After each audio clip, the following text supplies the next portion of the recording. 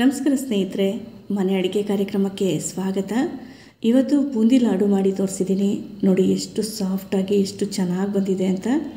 ಅಡುಗೆ ಗೊತ್ತಿಲ್ಲದವರು ಸಹ ತುಂಬ ಈಸಿಯಾಗಿ ಮಾಡ್ಕೋಬೋದು. ಮಾಡೋದು ಯಾವ ಥರ ಅಂತ ನೋಡೋಣ.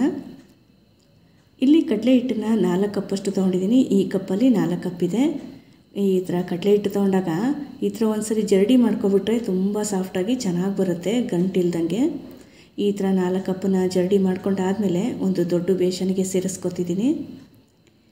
ಈ ಥರ ಸೇರಿಸ್ಕೊಂಡಾದಮೇಲೆ ಇದಕ್ಕೆ ಸ್ವಲ್ಪ ಅರಿಶಿನ ಪುಡಿ, 1/4 ಟೇಬಲ್ ಸ್ಪೂನಷ್ಟು ಸೋಡಾನ ಸೇರಿಸ್ತಿದ್ದೀನಿ. ಈ ಥರ ಸೋಡಾನ ಸೇರಿಸಾದ್ಮೇಲೆ ಒಂದ್ಸರಿ ಚೆನ್ನಾಗಿ ಇದನ್ನು ಮಿಕ್ಸ್ ಮಾಡ್ಕೋಬೇಕು. ಮಿಕ್ಸ್ ಮಾಡ್ಕೊಂಡಾದಮೇಲೆ ಇದಕ್ಕೆ ನೀರನ್ನು ಸೇರಿಸಿ ಗಂಟಿಲ್ದಲೇ ಇರೋಂಗೆ ಕಲಿಸ್ಕೋಬೇಕು. ಈಗ ನೋಡಿ ಇದೇ ಥರನೇ ಕೈ ಬಿಡದೆ ಕಲಿಸ್ಕೊತಿದ್ದೀನಿ.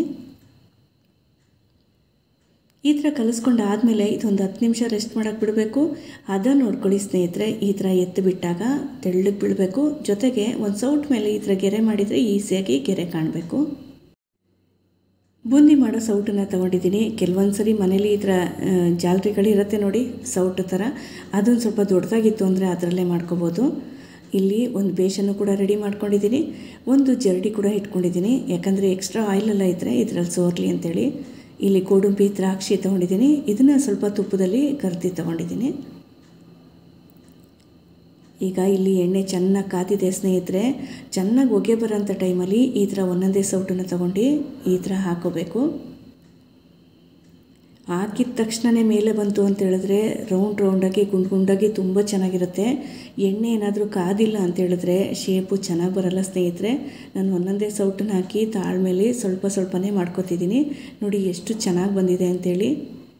ನೀವು ಅಷ್ಟೇ ಸ್ವಲ್ಪ ದೊಡ್ಡದಾಗಿರೋ ಬಾಣಲಿ ತೊಗೊಂಡ್ರಿ ಅಂತ ಹೇಳಿದ್ರೆ 2 ಸೌಟನ್ನು ಹಾಕಿ ಈ ಥರ ಹಾಕಿದ ತಕ್ಷಣ ತಕ್ಕೋಬೇಕು. 15 ಸೆಕೆಂಡ್ ಅಥವಾ 20 ಸೆಕೆಂಡ್ ಬಿಟ್ಟರೆ ಸಾಕು. ಪ್ರತಿ ಸರಿ ಹಾಕ್ಬೇಕಾದ್ರೂ ಈ ಸೌಟನ್ನು ಚೆನ್ನಾಗಿ ವಾಶ್ ಮಾಡಿ ಅಥವಾ ಒರೆಸ್ಕೊಂಡು ನೀವು ಹಾಕಿದ್ರಿ ಅಂದರೆ ತುಂಬ ಚೆನ್ನಾಗಿ ಬರುತ್ತೆ.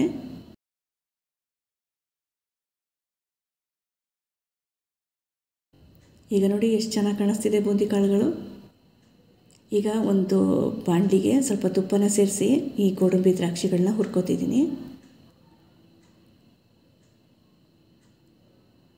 ಈಗ ಬೂಂದಿ ಕಾಳುಗಳನ್ನು ಅಷ್ಟೇ ಎಲ್ಲದನ್ನು ಮಾಡಿ ರೆಡಿ ಮಾಡಿ ಇಟ್ಕೊಂಡಿದ್ದೀನಿ. ಈಗ ನೋಡಿ ಬೂಂದಿ ಕಾಳುಗಳು ಎಷ್ಟು ಚೆನ್ನಾಗಾಗಿದೆ ಅಂತ. ಇದರಲ್ಲಿ 2 ಲೋಟದಷ್ಟು ತೊಗೊಂಡು ಒಂದು ಮಿಕ್ಸಿ ಜಾರಿಗೆ ಹಾಕಿ ಇದನ್ನು ಪುಡಿ ಮಾಡ್ಕೊತಿದ್ದೀನಿ. ಅಂದರೆ ತರಿಯಾಗಿ ಪುಡಿ ಮಾಡ್ಕೋಬೇಕು. 1 ಕಪ್ಪಷ್ಟನ್ನು ಹಾಕಿಟ್ಟಿದ್ದೀನಿ ಮತ್ತು ಇನ್ನೊಂದು ಕಪ್ಪನ್ನು ಹಾಕಿ ಪುಡಿ ಮಾಡ್ಕೊತಿದ್ದೀನಿ. ಈಗ ಟೋಟಲಾಗಿ 2 ಕಪ್ಪಷ್ಟನ್ನು ಇದನ್ನು ಪುಡಿ ಮಾಡಿಕೊಂಡು ನೀವು ಮತ್ತೆ ಈ ಬೂಂದಿ ಕಾಳುಗಳಿಗೇ ಸೇರಿಸ್ಕೋಬೇಕು. ಈಗ ನೋಡಿ ಪುಡಿ ಮಾಡ್ಕೊಂಡಿದ್ದಾಗಿದೆ.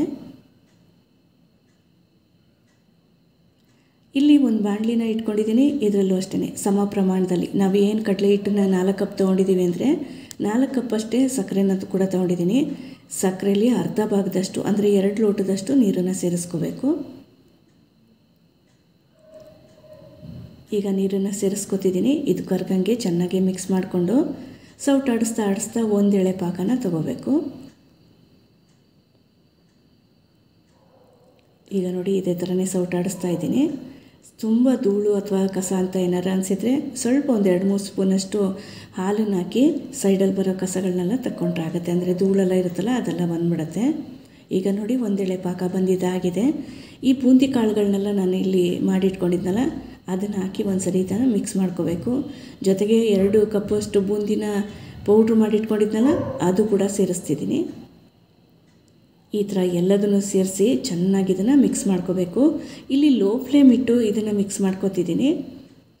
ಅದಾದಮೇಲೆ ಇದನ್ನೆಲ್ಲ ಮಿಕ್ಸ್ ಮಾಡಾದಮೇಲೆ ಫ್ಲೇಮನ್ನು ಆಫ್ ಮಾಡಿ ಇಟ್ಕೊಂಡು ಇದನ್ನು 1 ಗಂಟೆ ಟೈಮು ರೆಸ್ಟ್ ಮಾಡೋದಕ್ಕೆ ಬಿಡಬೇಕು. ಅಂದರೆ ಆಗಾಗ ಮಧ್ಯ ಇದನ್ನು ಸೌಟ್ ತೊಗೊಂಡು ತಿರ್ಸ್ತಾ ಇರಬೇಕು, ಪಾಕ ಚೆನ್ನಾಗಿ ಹಿಡೀಲಿ ಅಂತ. ಈಗ ನೋಡಿ ಈ ಥರ ಮಿಕ್ಸ್ ಮಾಡ್ಕೊಂಡಿದ್ದಾಗಿದೆ. ಈಗ ಫ್ಲೇಮನ್ನು ಆಫ್ ಮಾಡಿ ಇದನ್ನು ತೆಗೆದು ಸೈಡಿಗೆ ಇಟ್ಕೋತೀನಿ. ತುಂಬ ಕಷ್ಟ ಏನಿಲ್ಲ ಸ್ನೇಹಿತರೆ. ನಾವು ಕೂಡ ಯೂಟ್ಯೂಬ್ ನೋಡಿನೇ ಕಲ್ತಿರೋದು. ನೀವು ಕೂಡ ಅಷ್ಟೇ ಈಸಿಯಾಗಿ ಮಾಡ್ಕೋಬೋದು. ನೋಡಿ ಈ ಥರ ಮಧ್ಯ ತಿರ್ಸ್ತಾ ಪಾಕ ಪೂರ ಖಾಲಿ ಆಗಂಗೆ, ಅಂದರೆ ಈ ಬೂಂದಿ ಕಾಳುಗಳೆಲ್ಲ ಹೀರ್ಕೊಳ್ಳೋಂಗೆ ಮಿಕ್ಸ್ ಮಾಡ್ಕೊತಿರ್ಬೇಕು.